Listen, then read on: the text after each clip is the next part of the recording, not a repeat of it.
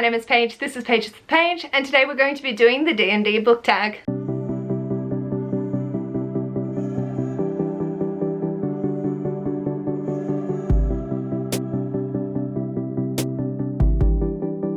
Hello my darlings, welcome to this video. Today I'm going to be answering the questions to the D&D Book Tag. This was originally created by Jem from Jem's Creeps and Geeks and Ashley's Bookish Life. So they are both heavily into D&D and have an upcoming readathon. It's a fabulous time. They created this tag. I was tagged by a book fiend named Mel, so I'll leave everyone linked down below as well as the questions, so if you want to answer them, you can. So Mel did tag me knowing that I didn't play D&D, and when this tag originally came out, I saw it on Jem's channel and I was like, that's a cool tag. I don't play D&D.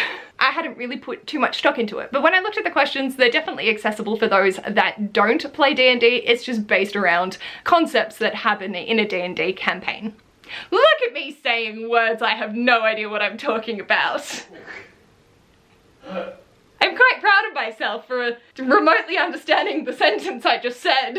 So, let's dive into the questions. Question number 1. Everyone's dead? Everyone died? Okay. A character with a tragic backstory. For that, I'm gonna go with Eleanor Oliphant is Completely Fine by Gail Honeyman. It is best not knowing what this backstory is. Just go in knowing that it's a contemporary, that it's following Eleanor, who is not a very likable protagonist. They lead a very simple life. They are very monotonous. They wear the same clothes, they eat the same lunches, and then they go home on the weekend and buy 2 bottles of vodka to drink. I'm not a person that really enjoys alcohol and in their stories, but oh my god, this is done exceptionally well.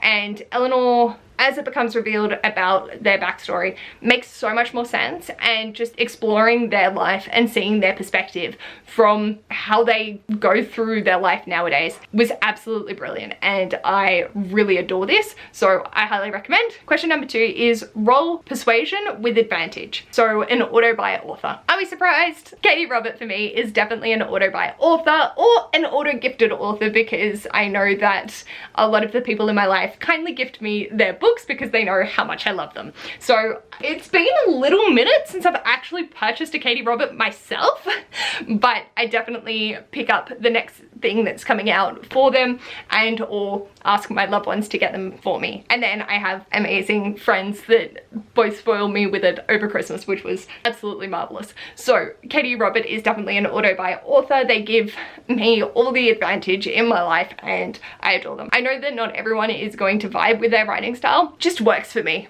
on a whole other level. This is the first in the Wicked Villain series, which are Disney couple retellings, and this is following Jasmine and Jafar. The second book is definitely most people's favorite in this series. I just happen to own this one because April had gifted this to me. So Katie Robert, my love, auto buy, auto gain. For sure. Number 3 is Me and the Boys Gonna Mess You Up, an ensemble cast that I love. An ensemble cast that I love is the Lunar Chronicle crew. So these are fairy tale retellings, and the couplings in them just immaculate. Their whole dynamic, marvelous. I adored this series, getting to read it with the Bookstar crew. Absolutely fantastic time. We all fell in love with the series and had such a good time reading it, and these characters are just ones that have a place in my heart. So I'm very happy to talk about them more. The first one is Cinder, and is a Cinderella retelling, except our Cinder is a cyborg. And there's so many different unique aspects about this series. It's sci-fi and just really exceptionally done. It is one of those YA series that I think holds a high standard. So a very good series in my opinion. Number 4 is I Rolled a 1, which I think is called a critical miss. And that means whatever's gonna happen, you're gonna fuck it up completely. And that is a character that tries their best but keeps failing. I'm going with Elle from Death Note.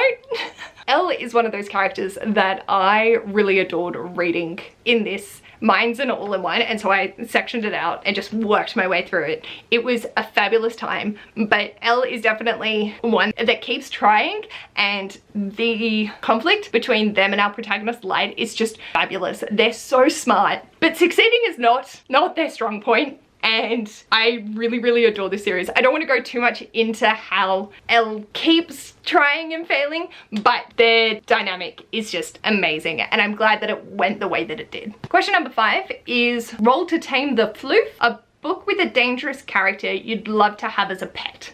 And honestly, there were a lot of different things that I thought about the dangerous creatures, but I think I'd be doing my soul a disservice. And when Ash mentioned it, I couldn't realize how I'd forgotten this. And that's a squirrel cat from the Spellslinger series by Sebastian de Castell. If you understand, you understand why this is fucking glorious. But Bricus is our delightful squirrel cat in this series. Most of the time he's threatening to eat people's eyeballs and or kidneys, spleens, basically any body part that he could have access to, and he hates everyone. He also begrudges Kellen, our protagonist, for having to enter into a partnership with them, but they're business partners, so it works. I just think it would be so funny having the ferocious squirrel cat as a pet. I'd be scared that it would eat my eyeballs while I'm sleeping, but for the most part, I think it would be a really fantastic time if their loyalties came into the forefront for me and Ash. If they didn't like me, I would be fucked. Number 6 is DM Rolls Unexpectedly, a book that surprised you. For that, I'm going with Flowers for Algonon by Daniel Keyes. This genuinely surprised me with how much I enjoyed it. With it being a classic sci-fi, I did not go in with high hopes. I was just, yep, this is a thing that I'm reading, and I really enjoyed it. I really enjoyed seeing our protagonist. I can't say I enjoyed, but the way that we're exploring Charlie's navigation through the science experiments was very fascinating. Initially, it was a little bit hard to get into because they aren't educated, so asking them to keep a diary format was interesting to read because it was written from someone that doesn't have a high IQ. And throughout the story and seeing the relationships, the dynamics, the partnerships that occur in this was both heartbreaking and so fascinating, and it ended up really surprising me with how well it was executed, with the concept that it was discussing, as well as having the strength of characters, especially in Charlie, and it was just really, really emotive. It definitely wasn't a light read because it is such difficult concept, but I thoroughly enjoyed the reading experience and learning about Charlie. Number 7 is I Would Like to Rage, Character with Anger Issues. And I haven't spoken about it for a while, I don't think, but I'm going with The Female of the Species by Minnie McGuinness. Literally the back is Alex Craft knows how to kill someone and she doesn't feel bad about it. Our protagonist is amazing. This broke me on so many levels I could not deal. But anger is, and violence is, yes. And it all stems from injustice. So Alex's older sister was murdered and the killer was let free. And Alex is grappling with the consequences of their actions, the violence and anger that they feel towards everyone and everything, and wanting to distance themselves and don't feel like they could be loved because they are so violent and have these rages. And it's really just our exploration with Alex as they're grappling with the different situations that they're in and their senior year. It's one of those that I want most people to go in blind or knowing that like first little bit of the blurb, because it is just a fantastic book and I love it so much. But good lord, the rage is strong with Alex. Number 8 is Thrust For Seduction, a spicy book. And for that, I'm gonna go with Birthday Girl by Penelope Douglas. I read this quite a while ago and I'd already used a Katie Robert, and I have read spicy books, but this just came back into the forefront of my mind. I'm like, yes, this is a delightfully spicy book. It is an age gap romance, but the spice hit in the way that I needed it to when I was reading it. It's funny because I can't remember that much about the plot. It's mostly just their dynamic, and I think that the characters were done exceptionally well. Also, it's a to-be romance, not just because of the age gap, but also because the main romance happens with her boyfriend's dad. It was a great time. Number 9 is How Do You Want to Do This? A book with a satisfying ending. I can't go into spoiler territory, but holy lordy, this book nearly showed up for many other questions, and that is The God of Lost Words by AJ Hackworth, the third in the Hell's Library series. The ending to this series, the ending of this book alone, everything was just amazing.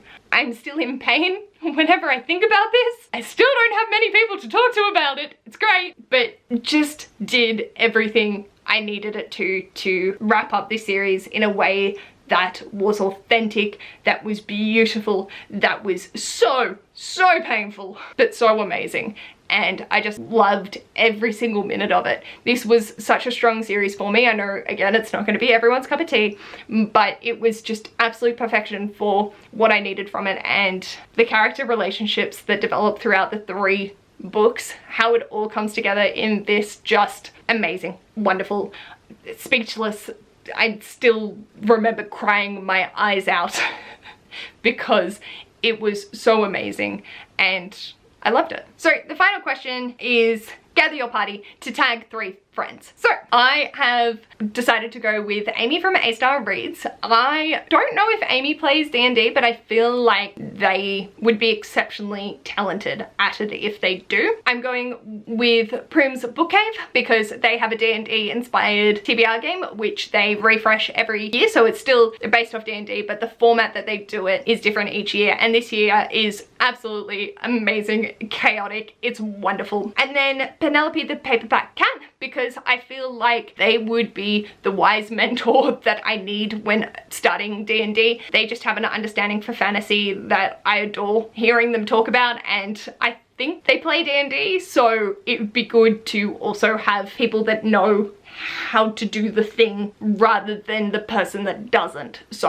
that's my party. That was the tag. I had so much fun coming up with the answers to this. I thought it was such interesting ways of approaching the questions, and I definitely had to think about some. Others were like instant answers, but it was just so unique and so much fun. So if you do want to do it, consider yourself tagged. Obviously the 3 people that I have tagged, if you would like to do this as well, I'd love to see it. And let me know in the comments the answer to I would like to rage a character with anger issues, because I feel like there is a section of my reading that loves reading about angry characters and them raging at the world and wanting to make a difference or just want to fuck everything up, like the unhinged woman trope that's becoming more prevalent. I love that, and I think that Alex definitely falls into that category. So let me know in the comments your answer to that question, or if you have another answer that you really want to share for another question in the tag, because they'll all be in the description box below. Don't forget to go subscribe to all the channels mentioned.